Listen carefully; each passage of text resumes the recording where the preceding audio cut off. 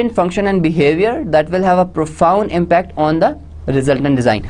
यानी कि essentially what it does is, सबसे पहली चीज़ तो हमने जिस तरह कहा कि it basically आपको पता लग जाता है कि requirements आपने सही तरह कहते की हैं तो आपको you have lot of clarity when you are going to design and construct the product. ठीक है. सेकंड चीज़ आपको पता लग जाती है कि आपने किस ऑर्डर के अंदर काम करना है. ठीक है, यानी कि यू नीड टू नो कि कौन सी रिक्वायरमेंट्स ज़्यादा क्रिटिकल हैं या कौन सी रिक्वायरमेंट्स ऐसी हैं जो आपको पहले कस्टमर को करके देनी है, कौन सी बाद में करके देनी है. तो if we follow a proper requirement engineering process, then we will ensure that these things are done correctly. As we saw in the outline slide, that there are basically 7 distinct tasks in requirement engineering. ठीक है जी.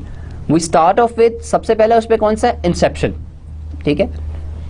Inception के अंदर क्या करते हैं, जिस तरह मैंने आपसे कहा था, the first thing is communicating with the customer. ठीक है.